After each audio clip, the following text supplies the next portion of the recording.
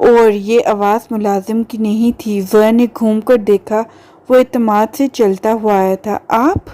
وہ کھڑی ہوگی۔ گاڑی والا لڑکا تھا، وہ کوٹ ہاتھ میں ڈالے اس کا اونچا لمبا قد نمایاں تھا۔ آپ یہاں کیسے؟ زویا بے وقوفوں کی طرح بولی۔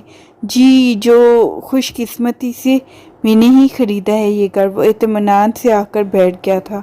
چلو علی یہاں سے۔ وہ غصے سے کھڑی ہوگی۔ سامنے والے کی آنکھوں میں عجیب چالاکی تھی جو اسے محسوس ہو رہی تھی۔ ارے بیٹھے نا، آپ لوگ جاؤ۔ تم، اس نے ملازم کو اشارہ کیا، جوس لے آؤ۔ نہیں، ہمارے گھر میں بھی جوس ہے، ہم پی لیں گے۔ وہ کہہ رکی نہیں تھی۔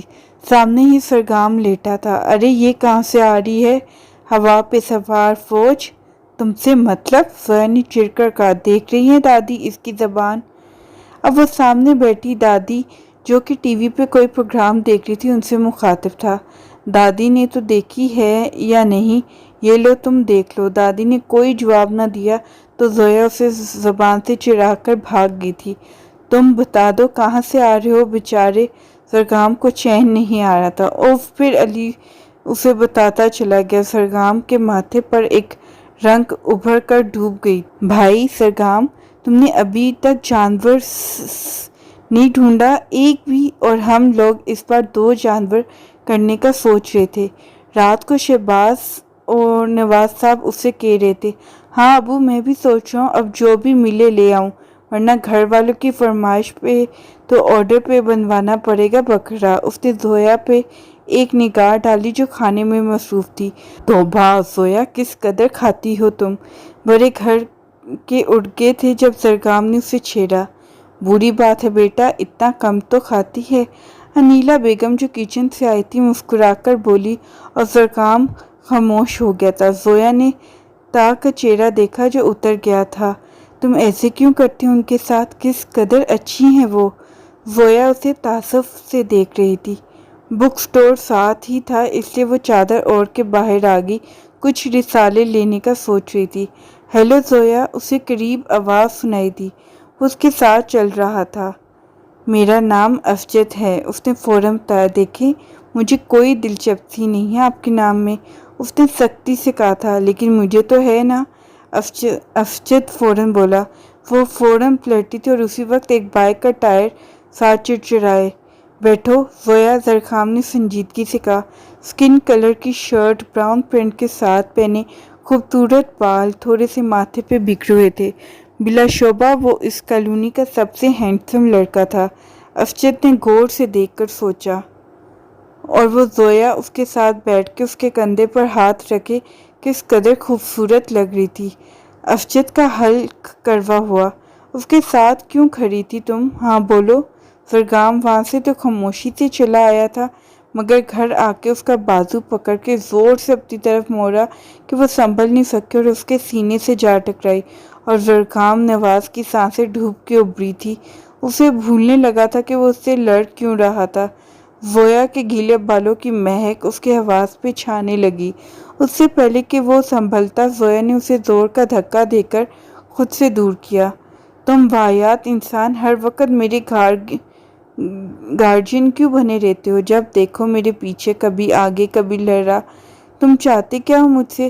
بجائے یہ پوچھنے کہ وہ کیا کر رہا تھا تم مجھ پہ چلا رہے ہو۔ کیا بات ہے زرخام؟ مگر زرخام کا دل چاہ کے بول دے، پاگل، تم کو ابھی تک سمجھ نہیں آئی کیا کہ تمہارے لیے یہ خیالات رکھتا ہوں؟ مگر وہ جس وقت کے انتظار میں تھا وہ اسے چند فٹ دوری پہ تھا۔ مگر زرخام نواز کو یہ کون بتاتا کہ ہر سوچا گیا وقت ویسے نہیں اترتا۔ وہ اسے آنکھوں میں اتار کے اپنے کمرے میں بھر گیا۔ زویا کا اپنا دل بھی اتھل پتھل تھا جسے سنبھالنے میں کوشاں تھی وہ۔ مجھے لگتا ہے تمہیں پیار ہو گیا ہے زویا، شہباز زرخام نواز سے۔ سیل کانوں سے لگائے وہ عائشہ کی بک بک سننے میں مصروف تھی۔ ایسا کچھ بھی نہیں ہے، وہ ہر وقت مجھ سے لڑتا رہتا ہے، تم کو پتہ تو ہے یار۔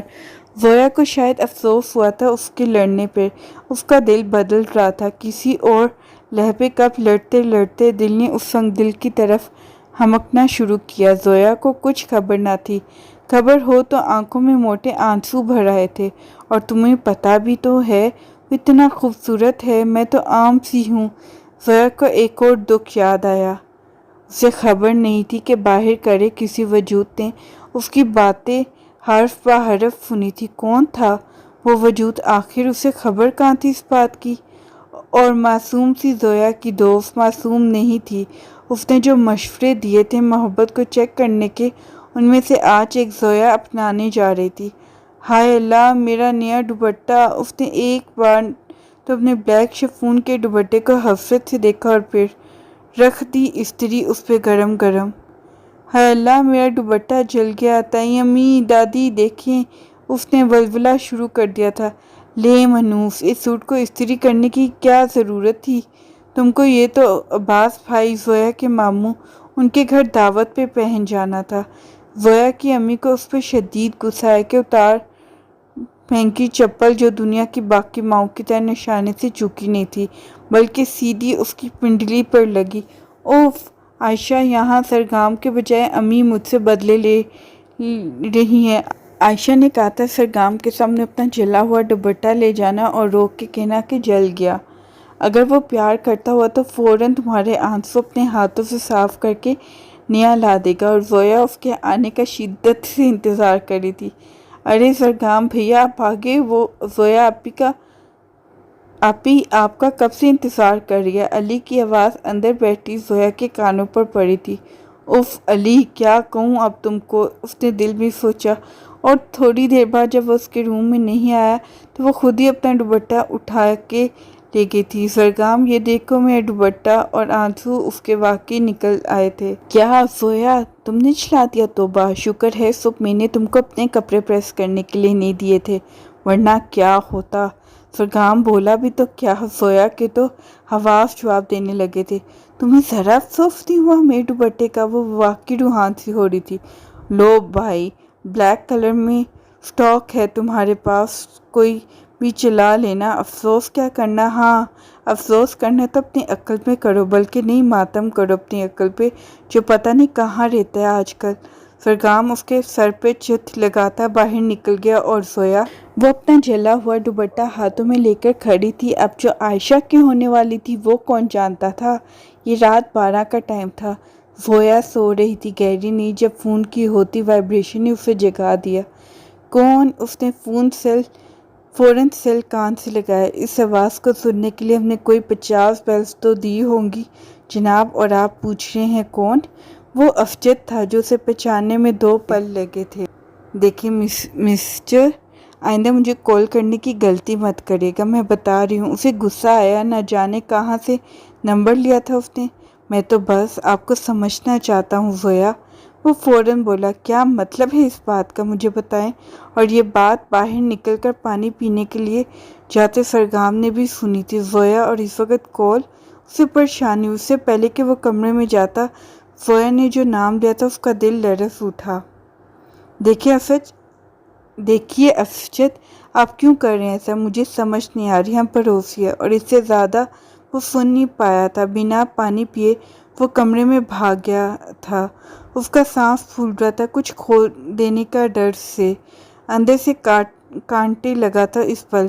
اور زویا وہ کہہ رہی تھی ہم پڑوسی ہیں، تو اس کا مطلب یہ نہیں کہ آپ اپنی گندی نیت مجھ پر رکھ سکے۔ بہتر ہوگا مجھ سے دور رہیں آپ، نہیں تو میں آپ کے گھر آ کے شکایت لگا دوں گی۔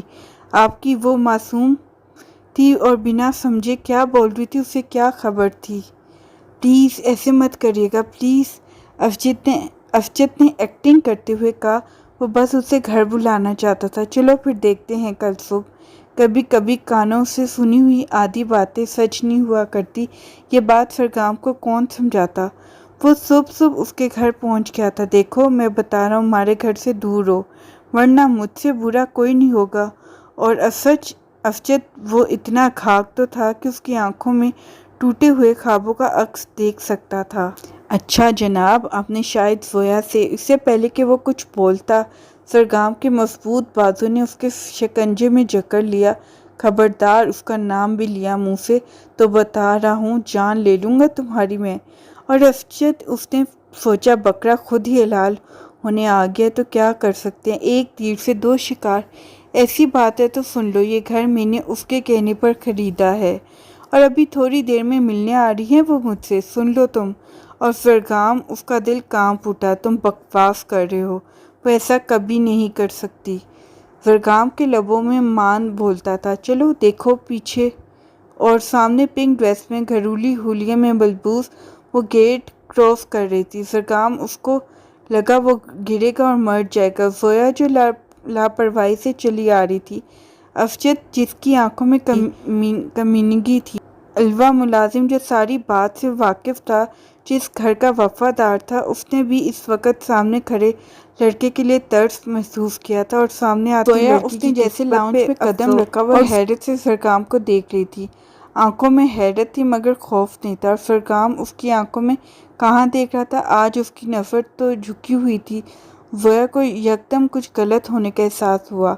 زرگام، اس کا بازو ہلا رہی تھی۔ زرگام نے زور سے بازو کھینچا اور بھاگ گیا تھا۔ کیا کہا تم نے اسے؟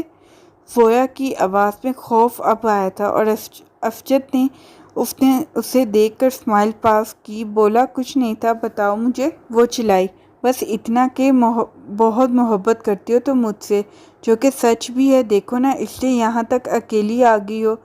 اور زویا کا دل کیا کہ اس کے منہ پہ تھوک دے، تم پاگل انسان ہو، پاگل۔ ہر بار اتفاق سے فلمی انداز میں آنے والا شخص زندگی میں خاص نہیں ہوا کرتا۔ آئی سمجھ؟ میری غلطی ہے میں یہاں آئی، کیوں میں ابو کو بتاتی۔ زرگام کو مجھ سے بہت بڑی غلطی ہوئی، مگر تم تو شیطان ہو پورے۔ یہ باتیں زویا جیسی بے وقوف لڑکی کر رہی تھی۔ افجد کو یقین نہیں آیا، وہ بھاگتی ہوئی گھر آئی۔